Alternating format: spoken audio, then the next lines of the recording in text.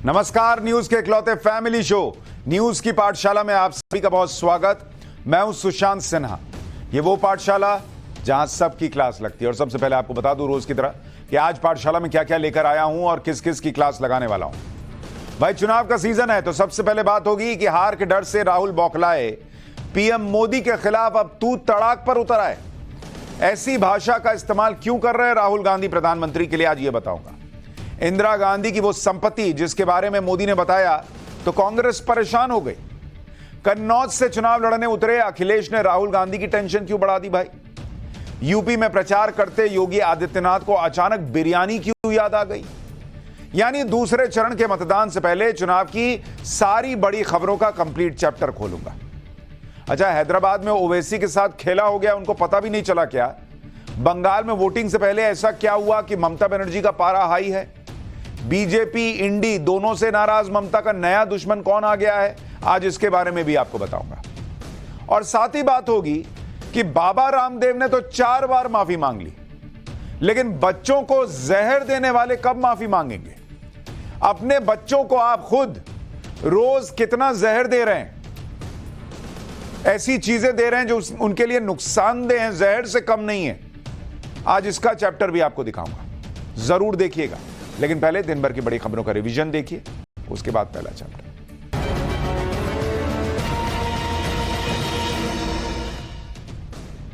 प्रयागराज के युवक ने यूपी के सीएम योगी आदित्यनाथ को जान से मारने की धमकी दी है। इसका वीडियो भी सामने आया है। इसमें धमकी देने का आरोपी कह रहा है कि उसका घर इमामगंज में है। वो चैलेंज दे रहा है कि योगी बुलडोजर चलाकर दिखाएं, काट डालेंगे। धमकी देने वाले शख्स का नाम शमीम है। पुलिस ने उसके खिलाफ एफआईआर दर्ज कर ली है। शमीम का फोन सर्विलांस पर लगा दिया गया है और पुलिस की 3 टीमें उसकी तलाश कर रही है। राजस्थान के जैसलमेर में भारतीय वायुसेना का टोही विमान हादसे का शिकार हो गया। मानव रहित विमान जाजिया गांव के सुनसान इलाके में क्रैश हुआ, इसलिए हादसे में कोई हताहत नहीं हुआ। मामले की जानकारी मिलने के बाद वायुसेना के अधिकारी मौके पर पहुंचे, जिसके बाद विमान के मलबे में लगी आग पर काबू पाया गया। पटना रेलवे स्टेशन के पास एक होटल में लगी भीषण आग आसपास की इमारतों में फैल गई। होटल में आग लगने के बाद सिलेंडर में ब्लास्ट भी हुआ। हादसे में 2 लोगों की मौके पर ही मौत हो गई, जबकि 4 लोगों ने इलाज के दौरान दम तोड़ दिया। जलती इमारत से 45 लोगों को रेस्क्यू करके निकाला गया है। दिल्ली के तिहाड़ में जेल में बंद एक बार फिर कैदियों के 2 गुट भिड़ गए। कैदियों ने एक दूसरे पर धारदार हथियार से हमला किया, जिसमें 4 कैदी घायल हो गए। उन्हें अस्पताल में भर्ती कराया गया। बताया जा रहा है कि सभी कैदी एक ही सेल में बंद थे और जेल में दबदबा कायम करने के लिए दोनों गुटों में भिड़ंत हुई है। रांची के सरकारी पोल्ट्री फार्म में बर्ड फ्लू का मामला सामने आने के बाद प्रशासन अलर्ट मोड पर है। होटवार इलाके में हजारों मुर्गियों, बत्तखों, इनके अंडों को डिस्पोज ऑफ किया गया है। साथ ही 1 किलोमीटर के दायरे में अंडों और मुर्गियों के उत्पादन और बिक्री पर रोक लगा दी गई है। फार्म के कर्मचारियों को आसपास के इलाकों में जागरूकता फैलाने का आदेश भी दिया गया है। तो दिन भर का रिवीजन हो गया। पाठशाला की पहली क्लास, जिसमें बताऊंगा कि हार के डर से राहुल बौखलाए और पीएम मोदी के खिलाफ तू तड़ाक पर उतर आए। इंदिरा गांधी की वो संपत्ति जिसके बारे में मोदी ने बताया तो कांग्रेस परेशान हो गई। कन्नौज से चुनाव लड़ने उतरे अखिलेश ने राहुल गांधी की टेंशन क्यों बढ़ा दी। यूपी में प्रचार करते योगी आदित्यनाथ को अचानक बिरयानी क्यों याद आ गई। यानी दूसरे चरण के मतदान से पहले चुनाव की सारी खबरों का कंप्लीट चैप्टर।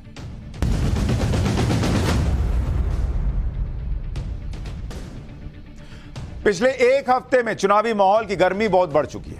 पहले राउंड की वोटिंग के बाद लोग कहने लगे थे कि यार बड़ा ठंडा चुनाव चल रहा, मजा नहीं आ रहा है। लेकिन दूसरा चरण आते आते चुनावी माहौल में गर्मी बढ़ी नहीं है, बल्कि एक तरह से आग लग चुकी है अब चुनावी माहौल में।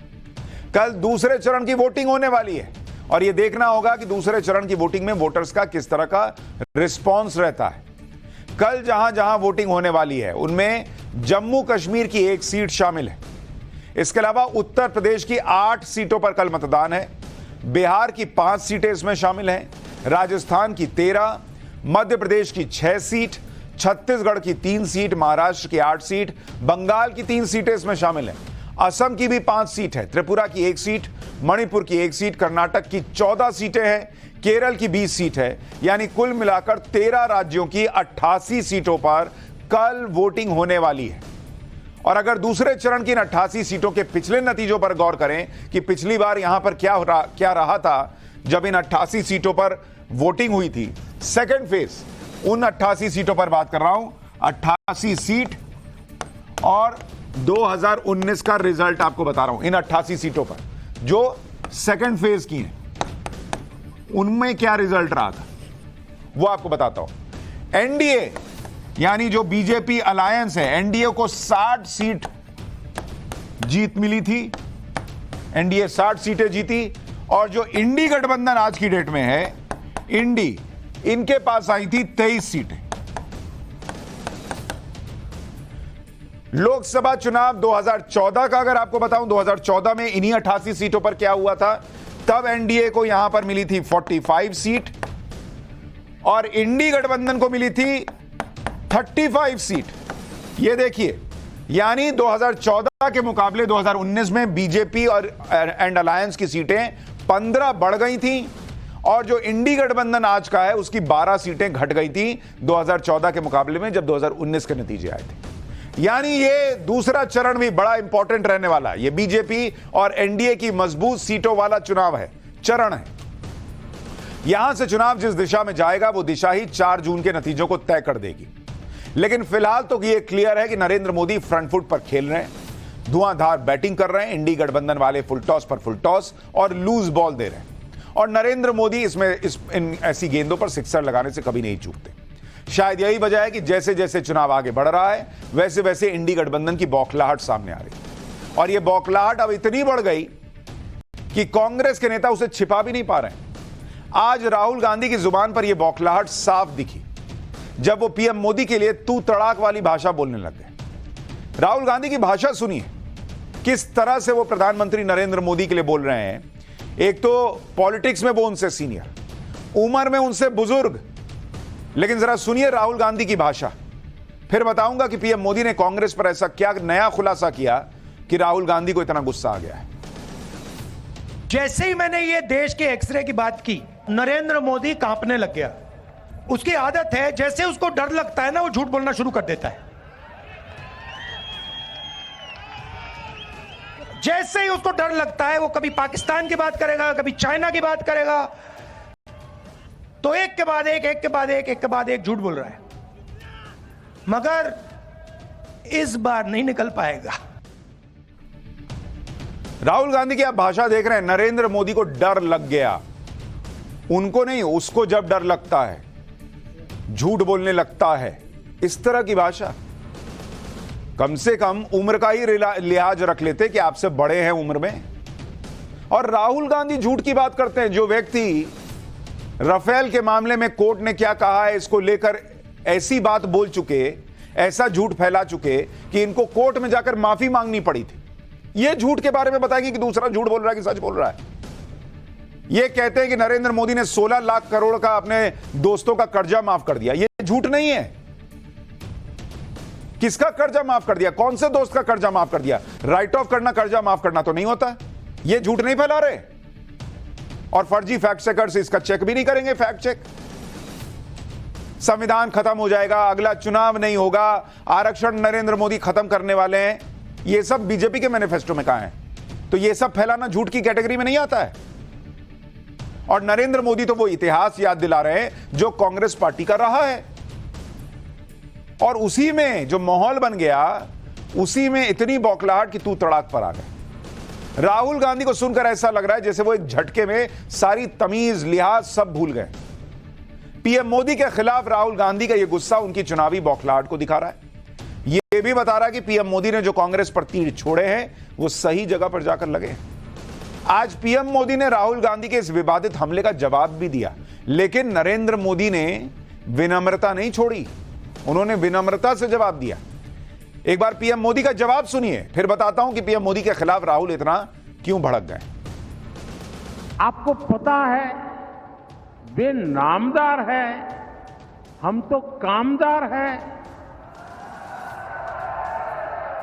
और नामदार तो कामदार को सदियों से ऐसे ही गाली गलौज करते आए हुए हैं, ऐसे ही ठोकर मारते आए हुए। तो भाई मैं तो आप में से आता हूं, गरीबी से निकला हूं, अगर 5-50 गालियां पड़ जाएगी तो पड़ जाएगी, आप गुस्सा मत कीजिए। यानी प्रधानमंत्री नरेंद्र मोदी ने इसे नामदार और कामदार के बीच का फर्क बता दिया कि राहुल गांधी नामी खानदान से आते हैं और नरेंद्र मोदी जो हैं वो गरीबों के बीच से निकल कर आए हैं और गरीबों को तो ऐसे ही सुनाते रहे हैं नामदार लोग।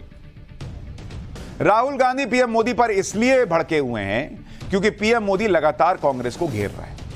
पीएम मोदी ने कल इनहेरिटेंस टैक्स को लेकर कांग्रेस पर सवाल उठाए और आज भी पीएम मोदी ने इनहेरिटेंस टैक्स को लेकर यानी विरासत पर लगने वाले टैक्स को लेकर कांग्रेस पर नया खुलासा कर दिया। पीएम मोदी ने आज इंदिरा गांधी और राजीव गांधी का नाम लेकर इनहेरिटेंस टैक्स के मामले को एक नया मोड़ दे दिया। सुनिए पीएम ने क्या बताया। मैं आज देश के सामने पहली बार एक दिलचस्प तथ्य आपके सामने रखना चाहता हूं। जब देश की एक प्रधानमंत्री बहन इंदिरा जी नहीं रही तो उनकी जो मिल्कियत थी, उनकी जो प्रॉपर्टी थी, वो उनकी संतानों को मिलनी थी। लेकिन पहले ऐसा कानून था कि वो उनको मिलने से पहले एक हिस्सा सरकार ले लेती थी। कांग्रेस ने पहले ऐसा कानून बनाया था। तब चर्चा थी और व्यापक रूप से चर्चा थी कि जब इंदिरा जी नहीं रही और उनके बेटे राजीव गांधी जी को ये प्रॉपर्टी मिलने की थी, लिख करके गई थी, तो अब सरकार को पैसा चला ना जाए, प्रॉपर्टी को बचाना था, तो इन्होंने क्या कर दिया, उस प्रॉपर्टी को बचाने के लिए अपनी माता इंदिरा गांधी से मिले हुए पैसों को बचाने के लिए उस समय के प्रधानमंत्री श्रीमान राजीव गांधी ने अपनी संपत्ति बचाने के लिए पहले जो इनहेरिटेंस कानून था उसको समाप्त किया और खुद के पैसे बचा लिए। खुद पर आई तो कानून हटा दिया। प्रधानमंत्री नरेंद्र मोदी गंभीर आरोप लगा रहे हैं कि अपनी प्रॉपर्टी की बात आई तो इनहेरिटेंस टैक्स हटा दिया कांग्रेस की सरकार ने 1985 में, जिसके बारे में मैं आपको कल बता भी रहा था। अच्छा, आपने एक बात गौर की कि नहीं, प्रधानमंत्री नरेंद्र मोदी जब कांग्रेस को टारगेट भी कर रहे हैं तो इंदिरा जी बोल रहे हैं, राजीव गांधी जी बोल रहे हैं, श्रीमान राजीव गांधी बोल रहे हैं और राहुल गांधी तू तड़ाक पर आ गए। जरा सा चुनावी तनाव क्या बढ़ा, तू तड़ाक पर आ गए और नरेंद्र मोदी इंदिरा जी और राजीव गांधी जी बोल रहे हैं। यह फर्क पब्लिक को नहीं दिखेगा। पीएम मोदी के आरोपों पर कांग्रेस का भी जवाब आया है। कांग्रेस की तरफ से कहा गया कि इस टैक्स को इसलिए खत्म किया गया क्योंकि जिस मकसद से यह लाया गया था वो मकसद पूरा नहीं हो रहा था। इनहेरिटेंस टैक्स से तब सरकार को सिर्फ 20 करोड़ का रेवेन्यू मिल रहा था, जबकि इस टैक्स को बनाए रखने का प्रशासनिक खर्च इससे ज्यादा था। कांग्रेस ने यह भी दावा किया कि इंदिरा गांधी ने इलाहाबाद में अपनी पैतृक संपत्ति को 1970 में ही जवाहरलाल मेमोरियल फंड को ट्रांसफर कर दिया था। लेकिन प्रधानमंत्री नरेंद्र मोदी विरासत टैक्स के मामले को लगातार उठा रहे हैं। आज उनकी यूपी में कई जगहों पर रैलियां थी, तो विरासत टैक्स के मामले में कांग्रेस और समाजवादी पार्टी के इंडी गठबंधन को उन्होंने एक साथ लपेट लिया। पीएम मोदी का बयान सुनिए, फिर किस डर से अखिलेश कन्नौज से उन्हें उतरना पड़ा चुनाव लड़ने के लिए और राहुल गांधी के अमेठी से चुनाव लड़ने की क्या खबर है, यह भी बताऊंगा। दो शाहजादों की जोड़ी भी देखिए कैसी है। सपा के शाहजादे की जब सरकार थी तब यहां कर्फ्यू लगते थे, माताएं बहनें गहने पहनकर, मंगलसूत्र पहन करके खुलेआम नहीं निकलती थी, मंगलसूत्र छिपा के रखना पड़ता था। और कांग्रेस के शहजादे अब एक्सरे मशीन लगाकर ये जो स्त्री धन है उसको भी, मंगलसूत्र को भी छीनने की घोषणा कर रहे हैं। यूपी में मोदी योगी की सुपरहिट जोड़ी से इंडी गठबंधन में ऐसा हड़कंप मच गया है कि नाना करते करते अखिलेश यादव को आखिरकार चुनाव लड़ना पड़ गया इस बार। और उस कन्नौज सीट से लड़ने के लिए वो तैयार हो गए जिस कन्नौज सीट पर उन्होंने अपने भतीजे को टिकट दिया था। लेकिन भतीजे का टिकट काटकर अखिलेश खुद कन्नौज सीट से चुनाव में उतर आए। यही हड़कंप कांग्रेस के कैंप में भी मचा हुआ है। वहां राहुल गांधी के बारे में कहा जा रहा है कि अखिलेश के चुनाव लड़ने के ऐलान के बाद अब राहुल गांधी का भी अमेठी से चुनाव लड़ना तय माना जा रहा है भाई, क्योंकि वहां भी कहा जाएगा कि जब अखिलेश जी कन्नौज से लड़ सकते हैं तो राहुल गांधी अमेठी से क्यों नहीं लड़ेंगे। तो अखिलेश के लड़ने से राहुल गांधी की टेंशन बढ़ गई है कि अब तो उनको लड़ना ही पड़ेगा। जिस तरह से बीजेपी का 80 में से 80 सीटें जीतने का टारगेट है, उससे विपक्ष में ऐसी खलबली मची है कि यूपी में अपना अस्तित्व बचाने के लिए इंडी गठबंधन के टॉप लीडर्स खुद चुनाव लड़ने के लिए मजबूर हो रहे हैं। क्योंकि कोई वजह नहीं है कि अखिलेश यादव लोकसभा का चुनाव लड़ते। वो तो विधायक है और विधानसभा में विपक्ष के नेता हैं।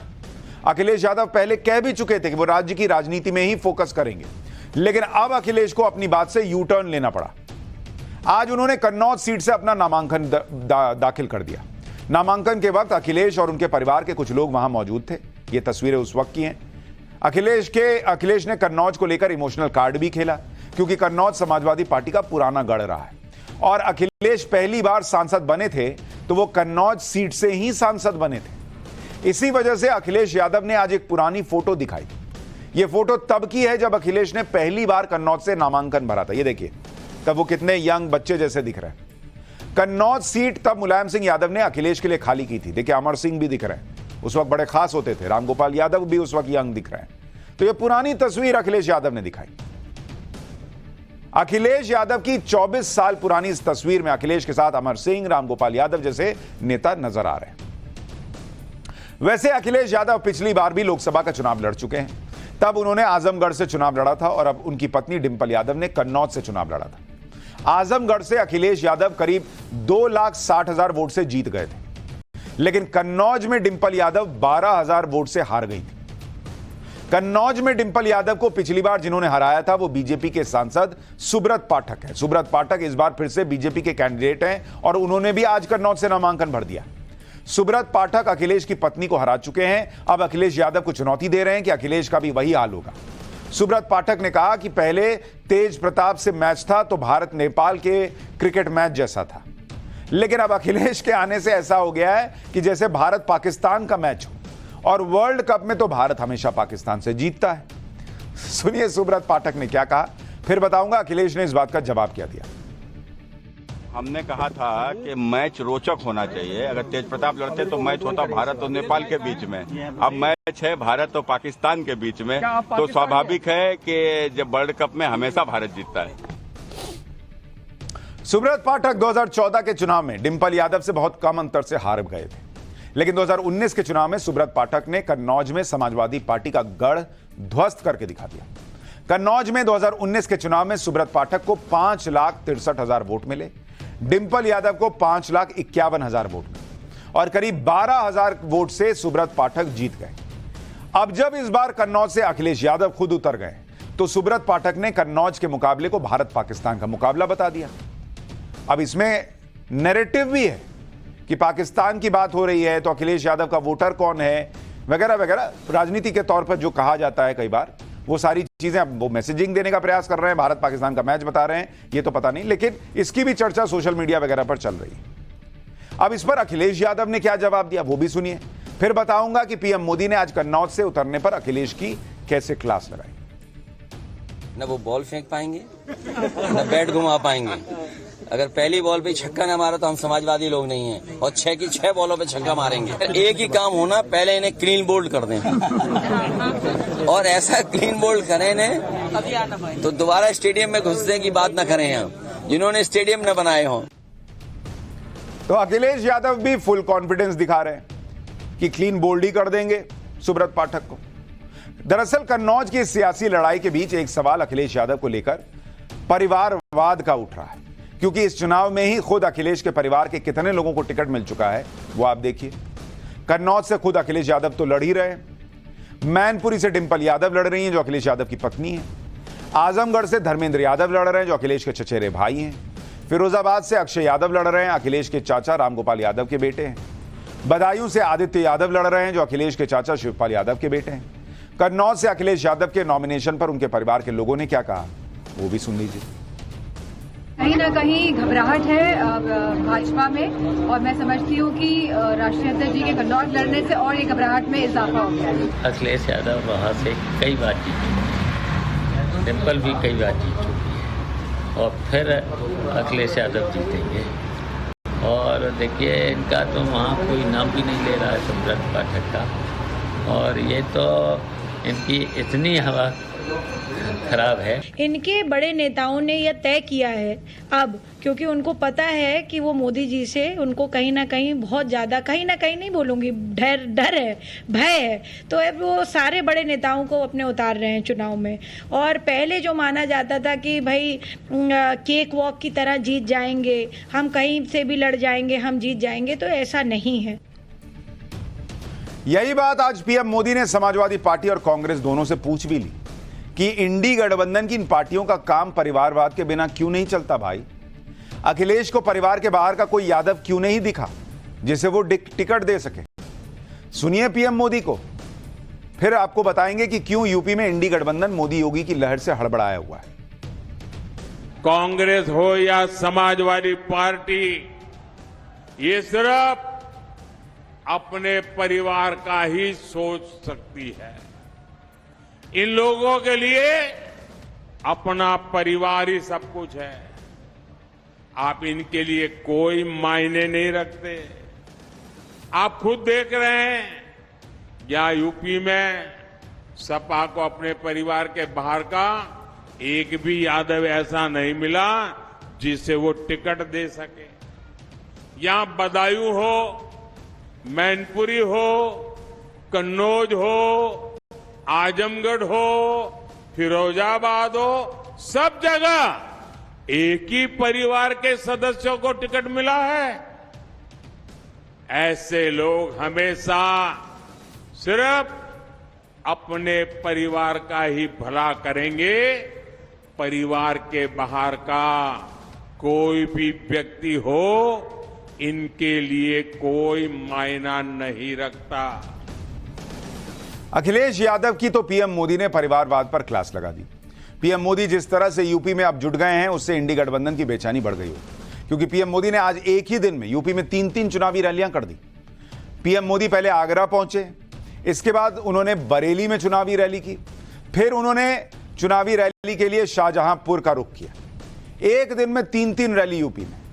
नरेंद्र मोदी की इस तूफानी बैटिंग से पहले ही यूपी में योगी आदित्यनाथ पूरी पिच तैयार कर चुके हैं, जहां से बीजेपी यूपी की 80 में से 80 सीटें जीतने का टारगेट लेकर चल रही है। सीएम योगी की इस मेहनत से पीएम भी खुश हैं। वो बार बार सीएम योगी की तारीफ कर रहे हैं। सीएम योगी भी चुनावी पिच पर धुआंधार बैटिंग कर रहे हैं। समाजवादी पार्टी कैसी भी बॉल डाल रही है, सीएम योगी उसे स्टेडियम के बाहर भेज रहे हैं। जैसे मंगलसूत्र के मुद्दे पर अखिलेश यादव की पत्नी डिंपल यादव ने कहा कि मंगलसूत्र की बात करने वालों ने पुलवामा के शहीदों के बारे में क्यों नहीं सोचा। इस पर योगी आदित्यनाथ ने जवाब दिया कि जिन लोगों ने राम भक्तों पर गोलियां चलवाई थी, उनके परिवारों के मंगलसूत्र के बारे में क्यों नहीं सोचा गया। सुनिए सीएम योगी को। सियासत बयान यहां से समाजवादी पार्टी की नेत्री का आया, उनके द्वारा कहा जा रहा है कि मोदी जी पुलवामा के शहीदों के जो विधवा है उनके मंगलसूत्र का क्या हुआ। बहनों और भाइयों, हम भी पूछना चाहते हैं समाजवादी पार्टी की नेत्री से, जिन राम भक्तों का लहू समाजवादी पार्टी की सरकार में अयोध्या में बहाने का कार्य समाजवादी पार्टी की सरकार ने किया था, और नौजवानों के परिवार की विधवाओं का क्या हुआ, उनके मंगलसूत्र का क्या हुआ।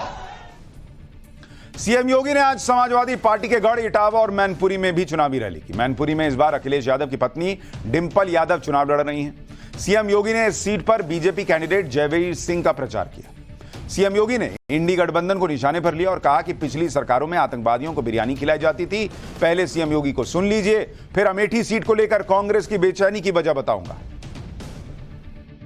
4 से 14 तक लगातार 10 वर्ष तक कांग्रेस की सरकार थी। गरीब भूख से मरता था, किसान आत्महत्या करता था, नौजवान पलायन करता था, बेटी और व्यापारी सुरक्षित नहीं थी, आतंकवादी कहीं भी आतंकी घटना को अंजाम देता था, और और कांग्रेस के लोग एक तरफ आतंकवादियों को बिरयानी खिलाते थे और दूसरी तरफ गरीब यहां भूखों मरता था। मोदी योगी के इस आक्रामक प्रचार से इंडी गठबंधन में बेचैनी है। अखिलेश यादव कन्नौज में चुनाव लड़ने उतर गए। उधर अमेठी में राहुल गांधी के चुनाव लड़ने के बारे में चर्चा तेज हो गई। सूत्रों के हवाले से खबर है कि वायनाड में कल वोटिंग के बाद अमेठी और रायबरेली की सीट पर फैसला आ जाएगा। तब तक वायनाड की सीट पर वोटिंग निपट जाएगी। अमेठी रायबरेली के लिए 26 अप्रैल से यानी कल से नामांकन शुरू हो रहा है। कांग्रेस के सूत्रों के मुताबिक इस बात की प्रबल संभावना है कि राहुल गांधी अमेठी और प्रियंका वाड्रा रायबरेली से चुनाव लड़ सकती है। सूत्रों की माने तो 1 से 3 मई के बीच प्रियंका गांधी रायबरेली से और राहुल गांधी अमेठी से नामांकन भी दाखिल कर सकते हैं। यानी इंतजार हो रहा है कि वायनाड में वोटिंग हो जाए, उसके बाद इधर घोषणा की जाए। अमेठी से राहुल गांधी के चुनाव लड़ने की चर्चा के बीच अमेठी में कांग्रेस दफ्तर में तैयारियां भी शुरू हो गई। वहां पर राहुल गांधी के स्वागत के पोस्टर चमकने लगे। जब अखिलेश यादव से राहुल गांधी के बारे में पूछा गया तो वो भी कह रहे हैं कि सब आएंगे तो महफिल सजेगी। एक बार अखिलेश यादव को भी सुनिए। अरे सब आएंगे अब तो महफिल यूपी में ही सजनी। और इसलिए भी कि देखो ना बीजेपी वालों की भाषा क्या है। ये भाषा इसलिए है क्योंकि इन्होंने अपने कारोबारियों की मदद की। जब से इलेक्टोरल बॉन्ड की बात आई है बीजेपी का बैंड बज गया। लेकिन अमेठी में राहुल गांधी की चर्चा तेज होने पर बीजेपी ने राहुल गांधी को फंसा दिया। बीजेपी नेता अमित मालवीय ने दावा किया कि अमेठी के कांग्रेस के लोकल नेता दावा कर रहे हैं कि 2 मई को राहुल गांधी नामांकन करेंगे। बीजेपी ने आरोप लगाया कि अमेठी से चुनाव लड़कर राहुल गांधी वायनाड की जनता को धोखा दे रहे हैं, क्योंकि अगर राहुल गांधी अमेठी से जीत जाएंगे तो वो वायनाड की सीट को छोड़ देंगे। यानी राहुल गांधी के लिए वायनाड उनके प्लान बी का हिस्सा है। अब वायनाड में कल ही वोटिंग है, इसलिए अमेठी से चुनाव लड़ने की चर्चाओं का असर वायनाड में भी पड़ सकता है। और हमने आपको पहले ही बताया कि वायनाड का मामला भी इस बार ट्रायंगुलर है, तो राहुल गांधी के लिए थोड़ी दिक्कत भी हो सकती है। लेकिन अगर वाकई राहुल गांधी अमेठी से चुनाव लड़ने उतरे तो उन्हें बड़ी चुनौतियों का सामना करना पड़ेगा और उन्हें कई सवालों के जवाब देने होंगे। जैसे राम मंदिर से कांग्रेस की दूरी पर तो उन्हें जवाब देना होगा अमेठी में। इंडी गठबंधन में सनातन के अपमान का जवाब देना होगा अमेठी में। पिछले 5 सालों में अमेठी से दूरी बनाए रखने का जवाब देना होगा कि 5 साल कहां थे भैया। इनहेरिटेंस टैक्स, वेल्थ सर्वे और जो वो देश का एक्सरे करने की बातें कर रहे हैं, जो उन पर आरोप लगा रहे हैं नरेंद्र मोदी के उन आरोपों का जवाब देना होगा। और शायद इसी वजह से अब सूत्रों से यह खबर आ रही है कि राहुल गांधी और प्रियंका वाड्रा राम मंदिर जा सकते हैं। खबर है कि अमेठी रायबरेली में नामांकन से पहले दोनों नेता अयोध्या में राम मंदिर के दर्शन कर सकते हैं। सोशल मीडिया पर चर्चा होने लगी कि अमेठी में कम से कम और रायबरेली में जवाब देने को बनेगा, इसलिए हो सकता है दोनों पहले उधर अयोध्या जाएंगे फिर इधर आएंगे चुनाव लड़ने। अमेठी में राहुल गांधी के लिए सबसे बड़ी चुनौती तो स्मृति ईरानी है, जो पिछली बार अमेठी में राहुल गांधी को हरा चुकी है। स्मृति ईरानी लगातार अमेठी में बनी हुई हैं, डटी हुई हैं, धुआंधार प्रचार कर रही हैं। आज स्मृति ईरानी ने अमेठी के एक धार्मिक कार्यक्रम में हिस्सा लिया और महिलाओं के साथ पूजा पाठ किया। स्मृति ईरानी का दावा है कि राहुल गांधी अगर अमेठी से लड़े तो फिर हारेंगे। अमेठी सीट को लेकर इस चैलेंज की वजह से कांग्रेस ने अब तक क्लियर नहीं किया है कि अमेठी से चुनाव लड़ेगा कौन। उधर बीजेपी रायबरेली सीट पर भी कांग्रेस को सरप्राइज देने का प्लान बना रही है। कई मीडिया रिपोर्ट्स में दावा किया जा रहा है कि पीलीभीत से टिकट काटने के बाद बीजेपी ने वरुण गांधी को रायबरेली से चुनाव लड़ने का ऑफर दिया है। दावा तो यह भी है कि वरुण गांधी ने अपनी चचेरी बहन प्रियंका वाड्रा के खिलाफ लड़ने के बारे में फैसला लेने के लिए समय मांगा है। कहा जा रहा है कि अब वरुण गांधी को फैसला लेना है कि वो चुनाव लड़ें या न लड़ें। ऐसे में अगर वरुण गांधी ने बीजेपी का ऑफर मान लिया तो रायबरेली सीट में गांधी परिवार वर्सेस गांधी परिवार का मुकाबला देखने को मिल सकता है। लेकिन अब ये खबरें हैं सूत्रों के हवाले से। पीएम मोदी और सीएम योगी के तूफानी प्रचार ने पहले ही यूपी में इंडी गठबंधन की टेंशन बढ़ा दी है। ऐसे में रही सही कसर आज लखीमपुर खीरी में बीजेपी कैंडिडेट अजय मिश्र टेनी के प्रचार के लिए पहुंचे रक्षा मंत्री राजनाथ सिंह ने पूरी कर दी। राजनाथ सिंह ने कांग्रेस की तुलना धरती से लुप्त हो चुके डायनासोर से कर दी और समाजवादी पार्टी को समाप्त पार्टी बता दिया। राजनाथ जी को सुनिए। मुझे इस बार के चुनाव में लगता है कि सपा का नाम जब 5-10 साल के बाद बच्चों से पूछा जाएगा, बेटा सपा को जानते हो क्या नाम है उसका, तो लोग समाजवादी पार्टी भूल जाएंगे, कहेंगे सपा का मतलब समाप्त पार्टी। जब छोटे बच्चों से पूछा जाएगा कांग्रेस जानते हो तो पूछेंगे कौन कांग्रेस।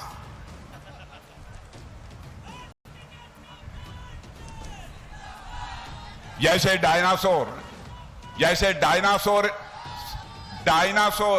का नाम कितने लोगों ने सुना है? डायनासोर पूरी धरती से लुप्त हो गया है। मुझे लगता है जल्दी कांग्रेस भी इस धरती से लुप्त हो जाएगी। उत्तर प्रदेश में सुपरहिट चुनावी मुकाबला चल ही रहा है, लेकिन एक हाई वोल्टेज मैच हैदराबाद में भी फिक्स हो गया है। आपको बताता हूं कि कैसे हैदराबाद में ओवैसी के साथ खेला हो गया और उनको पता भी नहीं चला। क्या हैदराबाद के चुनाव पर बड़ी खबर।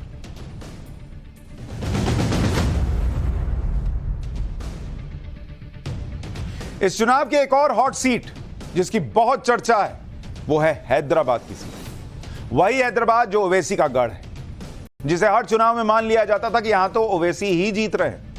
लेकिन इस बार ओवैसी के लिए मामला उतना आसान नहीं है जितना पिछले चुनावों में हुआ करता था।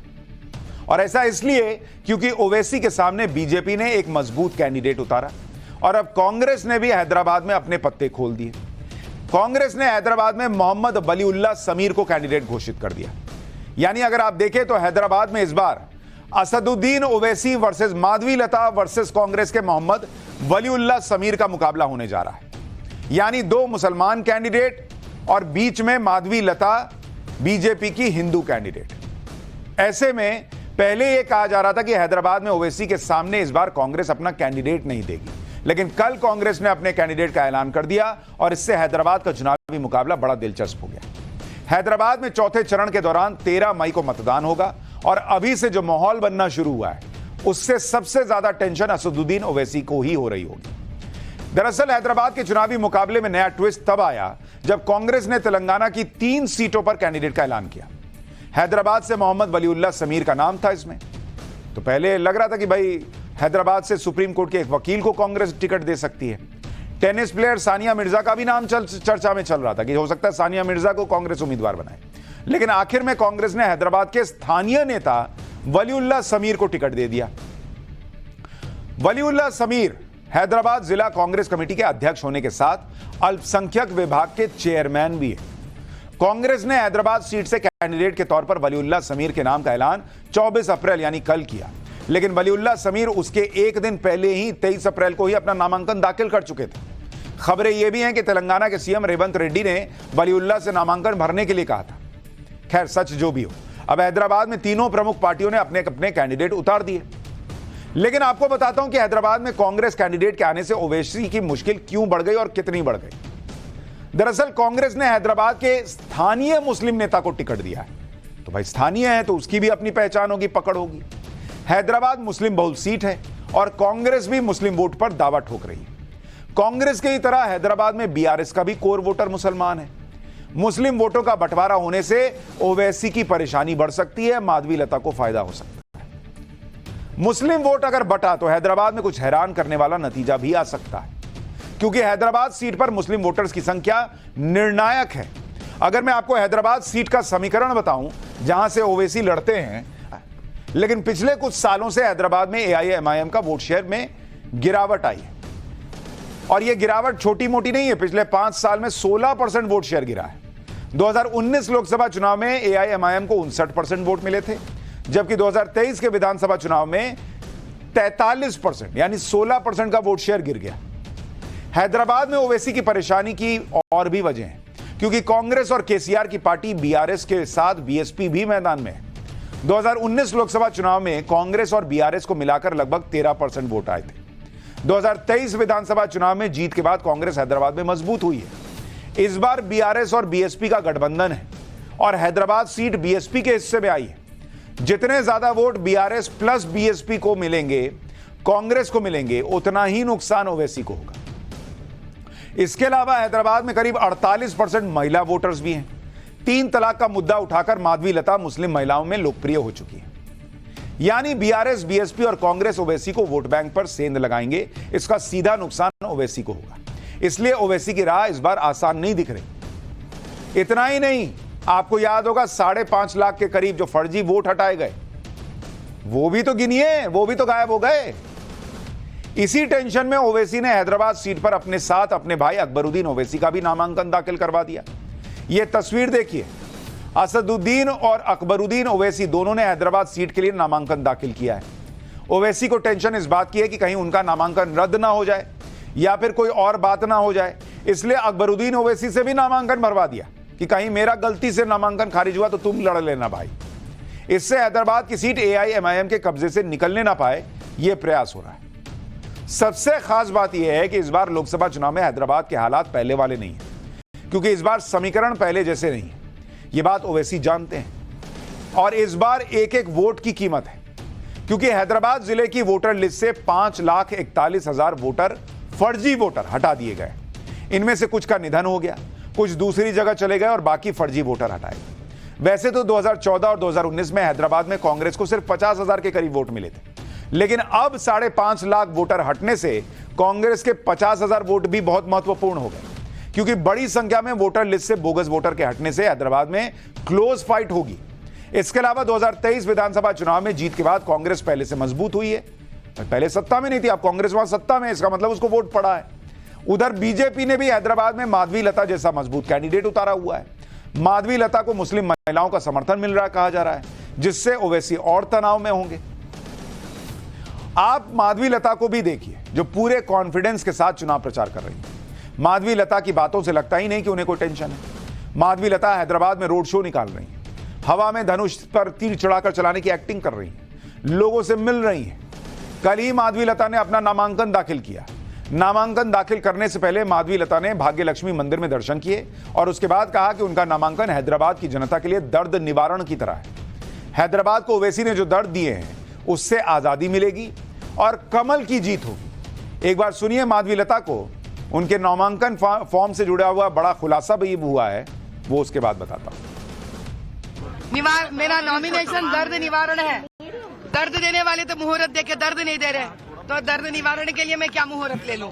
जिस दिन भाग्य लक्ष्मी के पास आ गए बस भाग्य से भर गई। ये जो कमल मिल गया उनके पास से तो कमल जीत गए।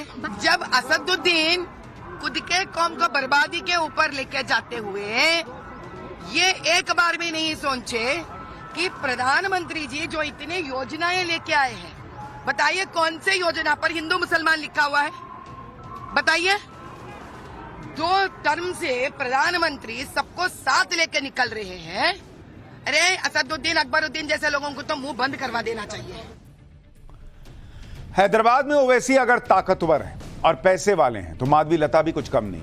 माधवी लता ने नामांकन फॉर्म में जो एफिडेविट लगाया है उससे पता चलता है कि माधवी लता तेलंगाना के सबसे अमीर उम्मीदवारों में से एक है। माधवी लता के पास 221 करोड़ रुपए की पारिवारिक संपत्ति है। माधवी लता और उनके पति के पास 165 करोड़ 46 लाख रुपए की चल संपत्ति है और 55 करोड़ 91 लाख रुपए की अचल संपत्ति। माधवी लता ने 25 करोड़ 20 लाख रुपए अलग अलग कंपनियों में निवेश किए हुए हैं। माधवी लता के पास 3 करोड़ 78 लाख रुपए के सोने के गहने भी हैं। माधवी लता पर करीब 90 लाख रुपए का कर्ज भी है। यह उन्होंने अपने चुनावी हलफनामे में खुद बताया हुआ है। लेकिन पैसा कितना है चुनाव में यह इंपॉर्टेंट नहीं है, वोट कितना है ये इंपॉर्टेंट है, और वो वोट हैदराबाद में किसको पड़ेगा ये जल्द पता चल जाएगा। पाठशाला में अब अगली क्लास। बंगाल में वोटिंग से पहले ऐसा क्या हुआ कि ममता बनर्जी का पारा हाई है। बीजेपी इंडी गठबंधन दोनों से नाराज ममता का अब नया दुश्मन कौन आ गया भाई? अब जरा बंगाल चुनाव की भी खबरें देखिए।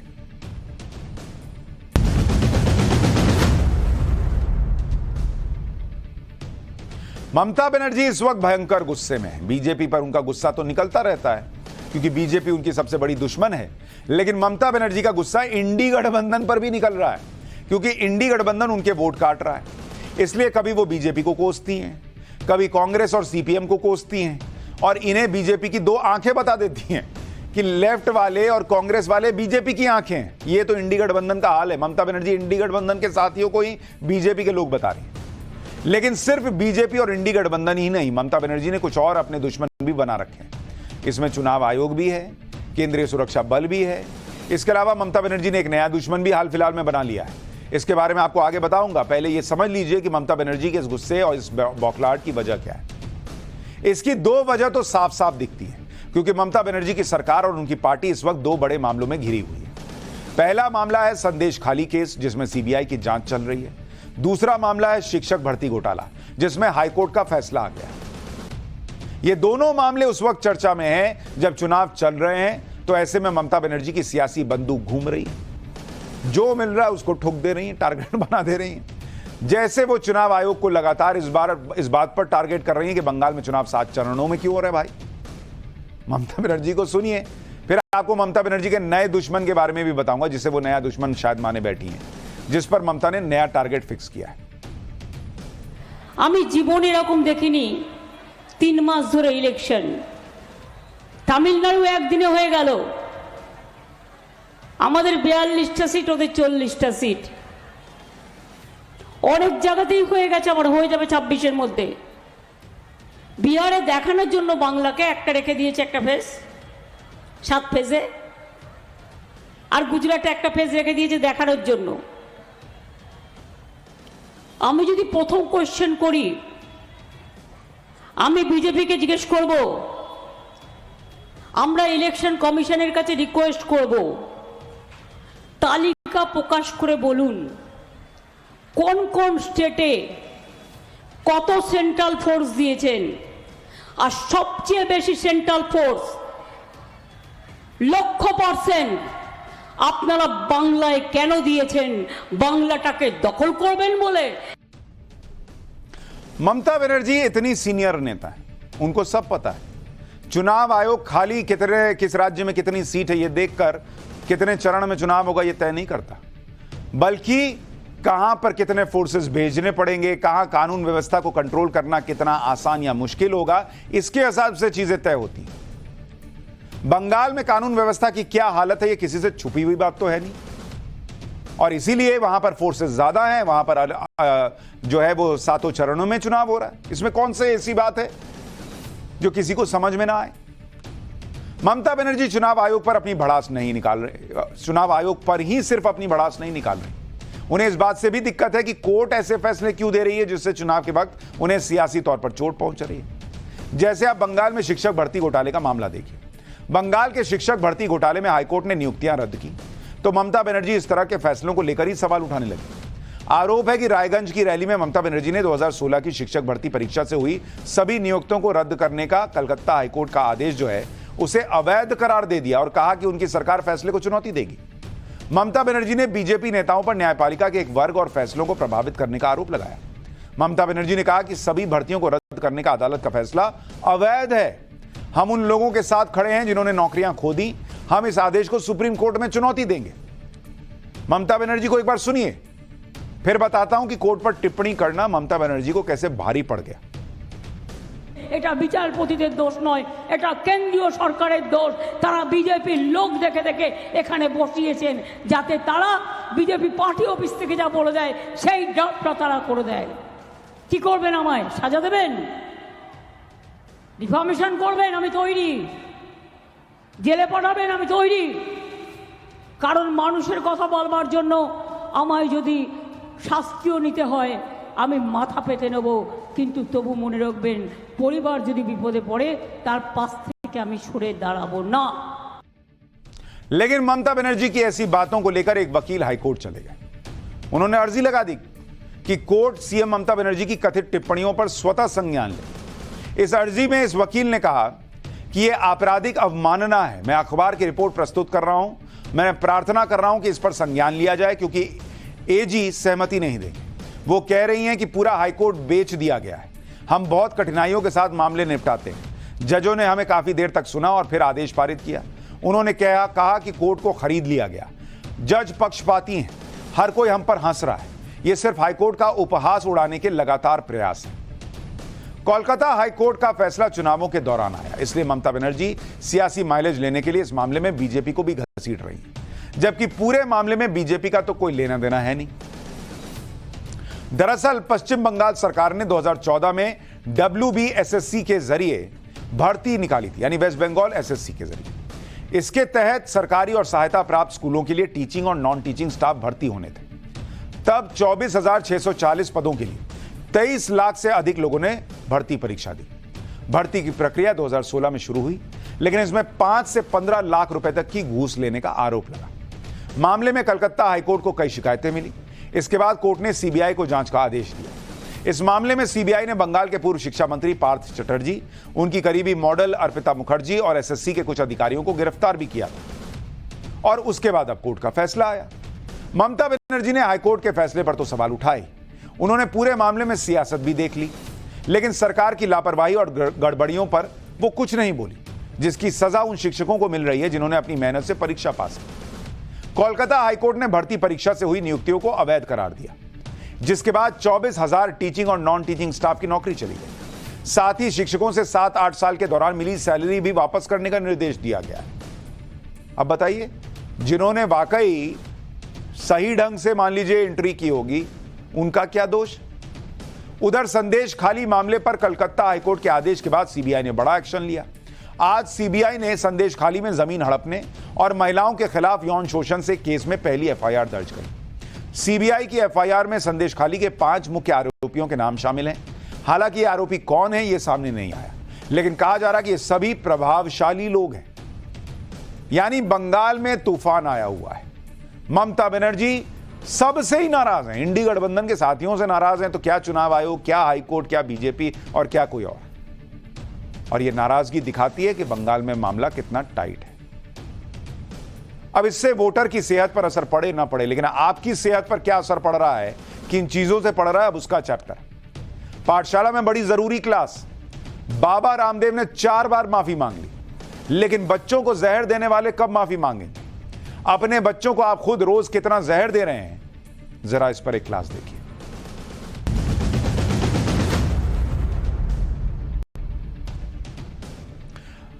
बाबा रामदेव ने तो पतंजलि के झूठे विज्ञापन केस में सुप्रीम कोर्ट में 4 बार माफी मांग ली। खुद सामने खड़े होकर जज साहब के माफी मांगी। बाबा रामदेव ने अखबारों में बड़ा माफीनामा भी छपवा दिया और देश की जनता से माफी मांग ली।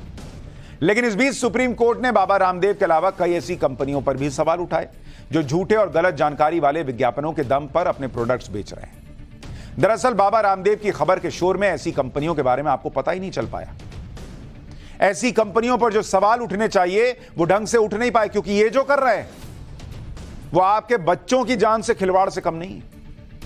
जो आरोप लग रहे हैं इन पर वो बड़े गंभीर हैं, और जो आप अपने बच्चों को खिला रहे हैं वो किसी जहर से कम नहीं। आपको यह सब सुनकर झटका लगेगा कि हमारे यहां छोटे बच्चे के पैक्ड फूड से लेकर स्कूल जाने वाले बच्चों के हेल्थ ड्रिंक्स के नाम पर बीमार करने वाले प्रोडक्ट्स बेचे जा रहे हैं। यहां तक कि आपकी किचन में कैंसर फैलाने वाले प्रोडक्ट्स भी पहुंच चुके हैं, लेकिन इसके बारे में आपको बताया ही नहीं गया। आपको याद होगा कि 23 अप्रैल को बाबा रामदेव के मामले में सुनवाई करते हुए सुप्रीम कोर्ट ने पतंजलि के अलावा महंगे इलाज के लिए आईएमए यानी इंडियन मेडिकल एसोसिएशन को भी फटकार लगाई थी। इसके अलावा तीसरी फटकार उन एफएमसीजी कंपनियों को लगाई गई थी जो झूठी और गलत जानकारी वाले विज्ञापन के दम पर अपने प्रोडक्ट्स बेचते हैं। सुप्रीम कोर्ट ने कहा था कि कई कंपनियां अपने प्रोडक्ट्स के बारे में गलत दावे करती हैं। कोर्ट ने कहा कि कई प्रोडक्ट ऐसे विज्ञापन आते हैं उनके जिनके इस्तेमाल से बच्चों पर बुरा असर है। कोर्ट ने चिंता जताते हुए बड़ी सख्ती से इस बात को भी कहा कि इस तरह के मामले को हल्के में नहीं लिया जा सकता, क्योंकि ये छोटे बच्चों की सेहत से जुड़ा हुआ मामला है। एफएमसीजी में खाने पीने की जो पैक्ड चीजें आती हैं, इसके अलावा बच्चों के पैक्ड फूड और हेल्थ ड्रिंक्स भी आते हैं। सुप्रीम कोर्ट ने केंद्र सरकार से यह भी सवाल पूछा कि पिछले 3 साल में भ्रामक विज्ञापन फैलाने वाली कंपनियों पर किस तरह कार्रवाई की गई है। सुप्रीम कोर्ट की फटकार की वजह से अब सरकारी एजेंसीज भी एक्टिव मोड में हैं और ऐसे प्रोडक्ट्स की जांच कर रही हैं जिनके सेहत के दावों और सच्चाई में बहुत फर्क है। इसमें एक नाम छोटे बच्चों को खिलाए जाने वाला नेस्ले कंपनी का सेरेलैक बेबी फूड है। आपको जानकर हैरानी होगी कि नेस्ले कंपनी पर आरोप लग रहा है कि वो भारत में बिकने वाले अपने सेरेलैक बेबी फूड में जरूरत से ज्यादा शुगर यानी चीनी मिलाकर बेच रही है। अब भारत सरकार नेस्ले के इस बेबी फूड की जांच करेगी और देखा जाएगा कि यह आपके बच्चे के लिए ठीक है या नहीं है। दरअसल स्विट्जरलैंड की एक रिसर्च ऑर्गेनाइजेशन और international baby food action network ने मिलकर नेस्ले के बेबी फूड सेरेलैक की लैब टेस्टिंग की है। इसके लिए दुनिया भर से अलग अलग देशों से नेस्ले के 150 फूड प्रोडक्ट को मंगवाकर बेल्जियम के एक लैब में टेस्ट करवाया गया। इन प्रोडक्ट्स में 6 महीने तक के बच्चों को दिया जाने वाला बेबी मिल्क और सेरेलैक की जांच की गई। इसमें पाया गया कि विकासशील और गरीब देशों में नेस्ले के प्रोडक्ट में शुगर की मात्रा ज्यादा है और विकासशील में तो भारत भी है। इस रिपोर्ट में दावा किया गया है कि भारत, बांग्लादेश, पाकिस्तान, दक्षिण अफ्रीका, नाइजीरिया जैसे विकासशील और लो इनकम ग्रुप में नेस्ले के सेरेलैक एडेड शुगर्स ज्यादा है, जबकि स्विट्जरलैंड, जर्मनी, ब्रिटेन और फ्रांस जैसे यूरोपीय देशों में बिकने वाले सेरेलैक में एडेड शुगर नहीं होता। क्यों भाई? हमारे बच्चे को एडेड शुगर की क्यों जरूरत है? एडेड शुगर का मतलब होता है प्रोडक्ट में अलग से शुगर डालना। यानी नेस्ले अपने एक ही प्रोडक्ट को यूरोपीय देशों में बिना एडेड शुगर के बेचती है, यानी उसमें एक्स्ट्रा शुगर नहीं ऐड करती, और भारत में एडेड शुगर के साथ बेचती है। अब यह भी समझिए कि सेरेलैक बेबी फूड में कितनी मात्रा में अलग से एडेड शुगर डाली गई है। वैसे सेरेलैक के 100 ग्राम के डिब्बे में 25 ग्राम शुगर होती है। इसके अलावा इसमें 7.2 ग्राम एडेड शुगर डाली जाती है। शुगर की यह मात्रा छोटे बच्चों के हिसाब से बहुत ज्यादा मानी जा रही है, क्योंकि सेरेलैक बेबी फूड को 6 महीने से लेकर 2 साल तक के एक लंबे समय तक बच्चों को खिलाया जाता है। भारत में Cerelac top selling baby food है। अकेले भारत में सेरेलैक की हर साल बिक्री 20,000 करोड़ रुपए की है। WHO की गाइडलाइन के मुताबिक 3 साल से कम उम्र के बच्चों के लिए खाने में शुगर का इस्तेमाल नहीं किया जाना चाहिए। दुनिया का मशहूर medical institute George institute for global health 2023 की एक रिपोर्ट के मुताबिक भारत के पैक्ड फूड पूरी दुनिया में सेहत के लिए सबसे नुकसानदायक माने गए। डॉक्टर्स के मुताबिक बच्चों को बचपन से मीठी चीजें खिलाने से परहेज करना चाहिए। बच्चों को सॉल्ट और शुगर कंटेंट नहीं देना चाहिए, यानी तो नमक भी मत खिलाइए, चीनी भी मत खिलाइए, डॉक्टर कहते हैं। इसके अलावा ज्यादा मीठे ड्रिंक्स को लंबे समय तक पीने से बच्चों को कई तरह की समस्याएं हो सकती हैं। हाई ब्लड प्रेशर और दिल की बीमारी का खतरा बढ़ जाता है। शरीर में बैड कोलेस्ट्रॉल बढ़ता है। मोटापा और डायबिटीज होने की संभावना बढ़ती है। अल्जाइमर का खतरा हो सकता है बच्चों को। दांत में कैविटीज की समस्या हो सकती है, जिससे दांतों का खराब होना यह भी शुरू हो जाता है। शुगर का असर मेंटल हेल्थ पर भी पड़ता है बच्चों के, और इससे याददाश्त पर बुरा असर पड़ सकता है। ज्यादा शुगर खाने से व्हाइट ब्लड सेल्स 50% तक कमजोर होते हैं। इससे इम्यूनिटी कमजोर हो जाती है। इसके अलावा बच्चों को क्रोनिक डिजीज होने का खतरा रहता है। नॉन अल्कोहल फैटी लिवर की समस्या हो सकती है। इससे लिवर में फैट स्टोर होता है।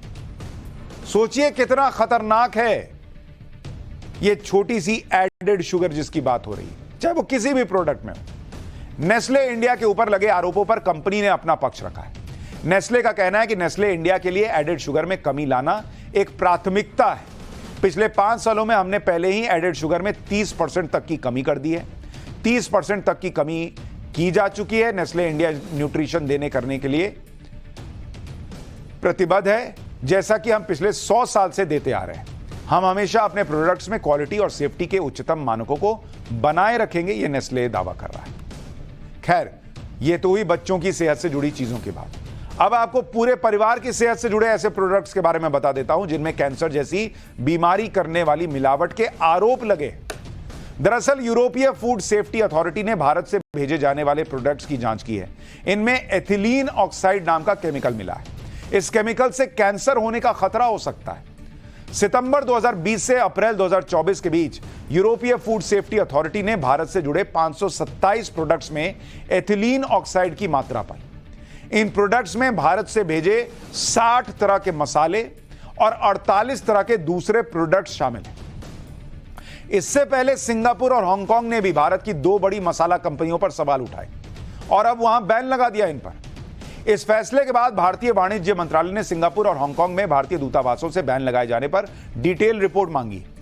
सिंगापुर और हांगकांग के फूड सेफ्टी रेगुलेटर्स का आरोप है कि भारतीय मसाला कंपनियों के 4 मसाला प्रोडक्ट्स में एथिलीन ऑक्साइड पाया गया है। एथिलीन ऑक्साइड एक रंगीन गैस होती है जिसका इस्तेमाल पेस्टिसाइड के तौर पर किया जाता है।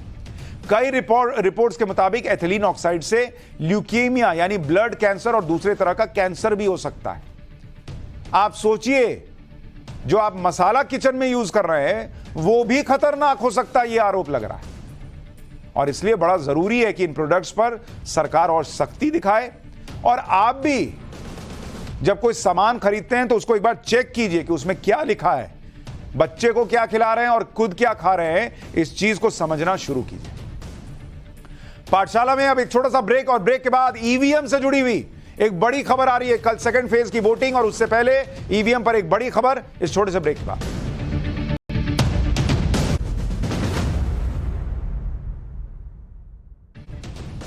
और अब आपको बताते हैं ईवीएम से जुड़ी एक बड़ी खबर। ईवीएम पर कल सुप्रीम कोर्ट से बड़ा फैसला आने वाला है।